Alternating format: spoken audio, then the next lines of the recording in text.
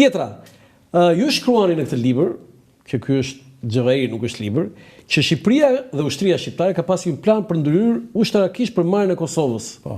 Çfarë po mbahet ky plan? Shpërthimi. Dhe na shpjegoj pak këtë. Dhe në cilin vit? Dhe kush e hartoi? Kanë qenë 3 veta vetëm që kanë bërë planin. Kush ishin ta?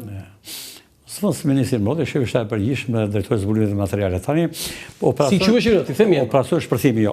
Jo, të lehta. Është sekret? Po nuk është mirë tani. Operacioni shpërthimi. Operacioni shpërthimi u hartua plotësisht me pjesëmarrje masive të forcat armatose të Shqipërisë në kohën që do vdiste Titua dhe luftet do bëjë zënësimin e tij, kjo pritej. Dhe reagimi do të bëni shqiptarët në Kosovë, në Malëzi dhe në Maqedoni. Plani nuk ishte në Kosovë. Plani ishte që gjithë bota shqiptare, gjithë bota shqiptare të bashkoheshin në një.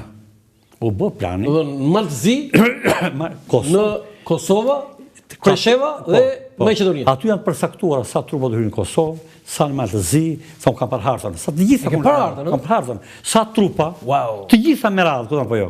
Dhe masi u diskutuan, vetëm koka. Në cilin vit u hartua? Edhe hartua e Enver Hoxha Firmosi. Ruani në zyrën tepër sekrete me 2 kasaforta. 2 kasaforta. Një qelës e mante ministri. 2 kopje? Një qelës e mante ministri. 2 kopje me 1 kopje? Dale. 2 kasaforta, secili kasafort me 1 qelës. Një ministri, një shefi shtabit. Shefi shtabit kishte kasafortët tepër se ato materialin, këtu ishte harta. Dhe kur erdhi Safet Xhulali, ministri i Mbrojtjes, hapte kasafortën dot. Njoftuan Kisho Musakin. Erdhi Kisho Musak, çështë me vetë se do të çështë. Hapi kasafortën, dorëzoi materialet me protokoll, me firmë, dhe pastaj Kisho Musaki ja tha qofshi mirë. Ky është material eksakt. Ekziston kjo sot në arkiv? Ti e ke parë? E kam parë. Tani çfarë kishte materiali? Materiali ishte komplet organizimi ushtarak i operacion shpërthimi për i marrjen e... Shpërthimi quhej operacion? Shpërthimi, për i marrjen e të asaj amore... Trojve shqiptare, Kosovës dhe rajoneve të tjera shqiptare. Tani, me sa... Ishe mbi 70.000 trupa. 70.000, sa trupa 70.000? Mbi 70.000. Çfarë armësh do përdornin? Të gjitha armë që Shqipëria. Artilleri? Të gjitha armë, Të gjitha? Të gjitha armë, tanke, zhoja. Tanket? Është komplet gjitha. Këmsori? Tamam operacion ushtarak, mësymës, jo Mbrojtjes, për para për Mbrojtjes, mësymës. Për herë të parë ishte ky operacion? Për herë të parë.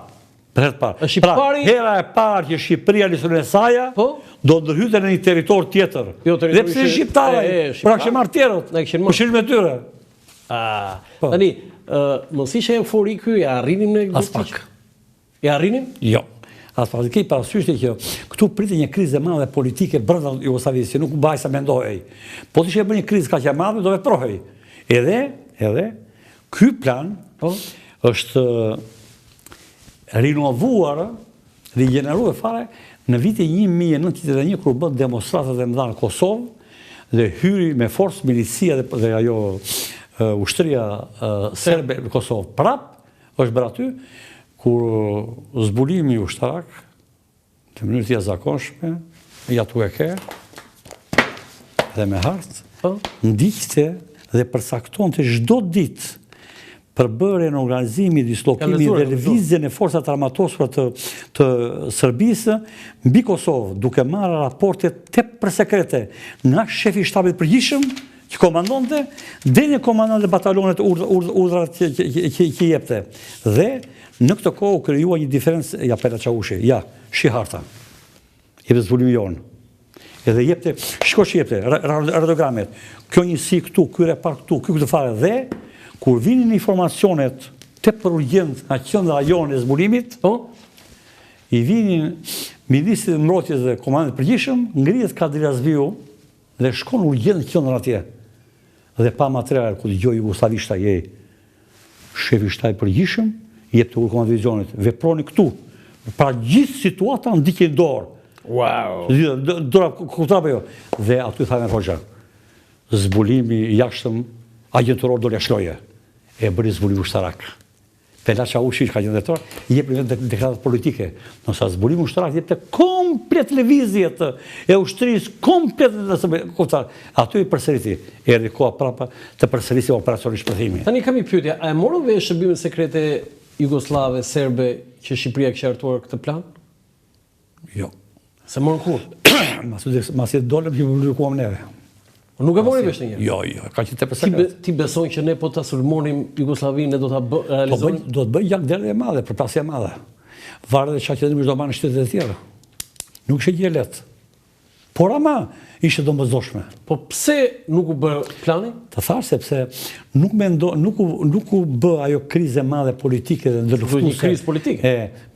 Midis tyre në Tito vdiq në 80 mos gaboj?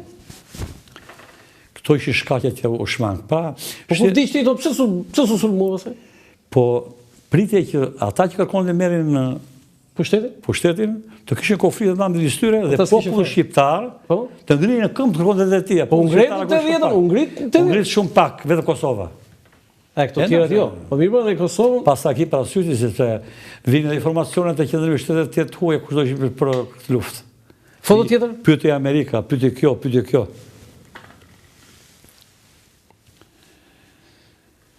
Tani këtu ketë ca heronjë të eshtur që në fakt nuk ishin të zbulimit, ta ishin janë kundër zbulimit sa.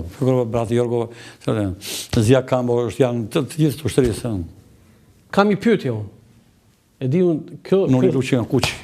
Së pëlqen shumë. Tani kush është heroi? Ky kufitari dhe oficeri që mbronte kufit gjatë regjimit komunist apo diversanti që synonte të futej brenda kufit shqiptar dhe të rrëzonte regjimin komunist.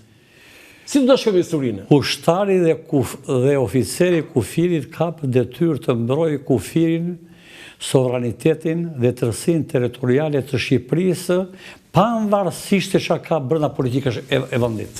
Ai ka mision të mbrojë shtetin shqiptar, sovranitetin e tij. Edhe kur ai regjimi ishte gjakatar dhe komunist, ai ishte tjetër politik që takon të zgjidhet në rrugë demokratike me zgjedhje me gjitha tjera. Nuk zgjidhet duke përdorur kriminalët të hyrë brenda vendit.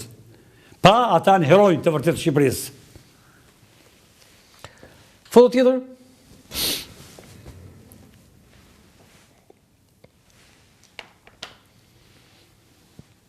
Ja që ka shkruar Enver Hoxha. A ishin këta herojë?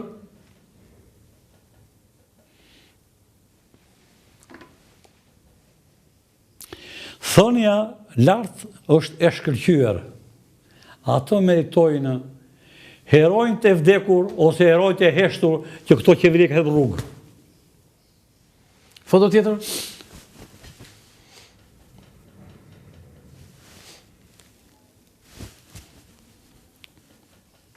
E këtu ishte të ajo pjesa e ushtrisë. E kishim ne kapacitetin ushtrisë për të bërë atë luftë?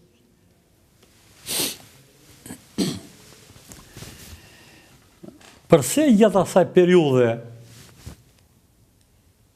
që ekzistonte shteti centralizuar dhe raporti midis institucioneve nuk u vodh, nuk u shkatrua dhe nuk u doq asnjë repart, asnjë depo dhe asnjë tjetër, por në 97-ën u shkatrua ushtria, u vranë 3800 veta dhe u vodhën me miliarda armë të vënë. Edhe atë përgjigjen. Pse u ndodh? Kishim shtet. Duan, s'duan, dhe sistemi ti, i ekziston shteti. Foto tjetër?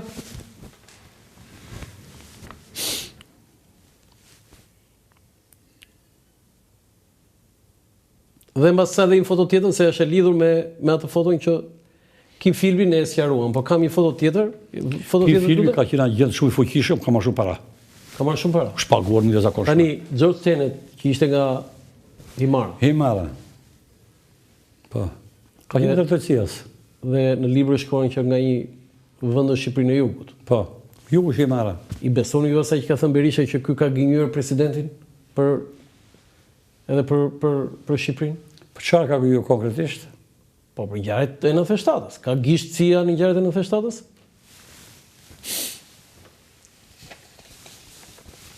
Tani gjithmonë duhet maturi në çdo lloj përgjigje që jep njeriu.